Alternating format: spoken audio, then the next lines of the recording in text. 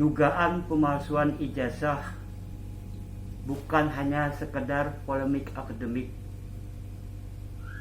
melainkan ujian terhadap integritas pejabat publik dan kepercayaan rakyat terhadap hukum. Ketika ada yang mempertanyakan keaslian ijazah seseorang tokoh penting, dua pendekatan biasa digunakan, yaitu pengujian identik dan pengujian otentik. Pertanyaannya, mana yang bisa lebih dipercaya? Untuk membahas lebih jauh mengenai masalah ini, saksikan video selengkapnya di channel ini. Assalamualaikum warahmatullahi wabarakatuh. Pengujian identik dilakukan dengan membandingkan dokumen yang dipersoalkan dengan ijazah lain dari angkatan atau institusi yang sama. Bila ada kejanggalan dalam tata letak, font, tanda tangan, atau cap stempel, masyarakat langsung curiga. Ini metode yang populer karena mudah diakses dan cepat dibagikan di media sosial. Namun, uji identik ini rentan dibantah secara hukum, sebab pembandingnya bisa saja dianggap tidak setara. Maka muncullah pengujian otentik yang lebih rumit, ilmiah, dan dilakukan oleh ahli forensik dokumen. Lewat ujian ini, tinta, jenis kertas, teknik cetak, dan tanda tangan diuji keasliannya secara laboratorium. Inilah standar pembuktian di pengadilan. Sayangnya, uji otentik tidak selalu mudah dijalankan. Butuh izin lembaga, biaya, dan kadang menyangkut pejabat penting, ada tembok kekuasaan yang menghalangi prosesnya. Disinilah kejanggalan mulai terasa. Publik dipaksa percaya pada dokumen, tapi tidak diberi akses ke alat uji yang sahih.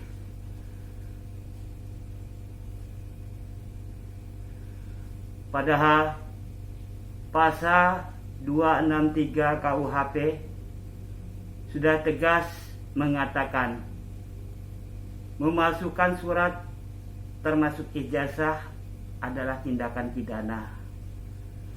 Tapi untuk membuktikannya, hukum mengandalkan bukti ilmiah, bukan sekadar kecurigaan visual. Maka cilakanya, ketika publik bersuara lewat uji identik tapi tidak ditanggapi dengan uji otentik, kepercayaan pada negara menjadi runtuh. Ini bukan soal font dan cap stempel, tapi soal moral.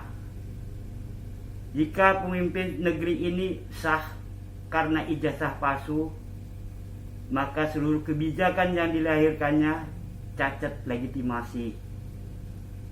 Negara hukum jadi sandiwara, dan rakyat hanya penonton yang dibohongi. Maka tidak cukup sekadar berkata itu ijazah asli. Tunjukkan secara otentik, libatkan ahli independen, hadirkan kebenaran yang tak bisa disangkal. Karena dalam demokrasi, kekuasaan tanpa transparansi adalah sumber kerusakan. Kita bisa berbeda pilihan,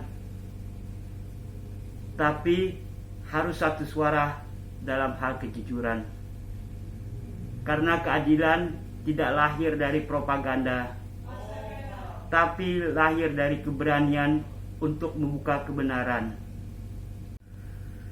Ketika kebenaran menjadi barang mewah dan kebohongan dilindungi oleh kekuasaan, maka negara hukum sedang menuju titik nadirnya. Di tengah riuhnya tudingan tentang dugaan ijazah palsu yang menyeret tokoh publik penting, masyarakat menyaksikan satu drama yang menyedihkan. Kebenaran diperdebatkan, bukan dibuktikan.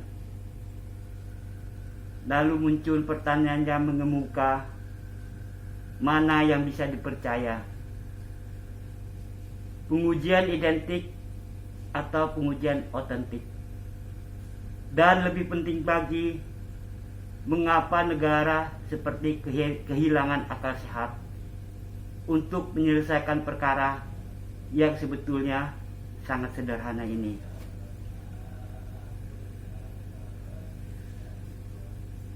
Pengujian identik adalah pembanding visual, format, tata letak, tanda tangan, redaksi, nomor seri, dan elemen lainnya, dibanding dengan dokumen pembanding yang dianggap asli.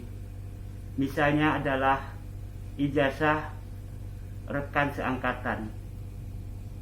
Cara ini memang cepat dan intuitif. Masyarakat awam dapat melihat langsung kejanggalan yang tampak. Namun pengujian identik meski tampak meyakinkan, masih dianggap sebagai indikasi awal, bukan bukti yang cukup secara hukum. Di pengadilan, bukti yang kuat adalah pengujian otentik, yakni uji forensik dokumen. Tinta diuji umur dan bahan tintanya. Kertas diperiksa teknologi cetaknya. Tanda tangan dianalisa originalitasnya. Pengujian otentik membutuhkan keahlian, alat, dan otoritas.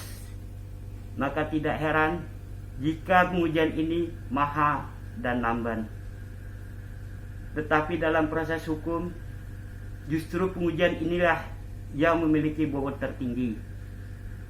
Sayangnya, ketika pengujian otentik dipersulit, ditunda, atau bahkan tidak dilakukan sama sekali, publik mulai bertanya, siapa yang sedang dilindungi? Jika negara serius menjaga integritas pejabat publik, maka tuduhan pemalsuan ijazah seharusnya ditanggapi dengan serius dan terang benderang, bukan dibantah secara emosional, bukan pula dijawab dengan narasi politik atau pengerahan buzzer. Kebenaran bukan perkara opini, tetapi bukti. Dan bukti paling kuat dalam kasus ini adalah uji otentik dari ahli independen. Namun yang terjadi sebaliknya, publik menunggu, namun tidak pernah diberi transparansi. Institusi pendidikan yang disebut-sebut sebagai penerbit dokumen justru diam atau bicara setengah hati. Lembaga hukum pun seperti tersandera. Akibatnya, publik hanya bergantung pada informasi viral, uji identik yang disebar oleh aktivis atau netizen.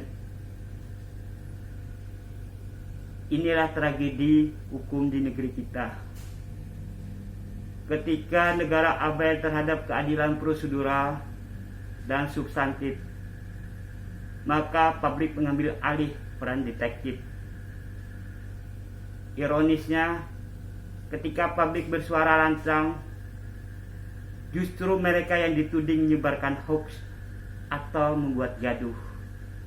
Padahal Yang mereka minta hanya satu, uji otentik dan ilmiah. Terima kasih telah menyaksikan. Jangan lupa like, komen, dan subscribe. Nantikan video selanjutnya di channel ini.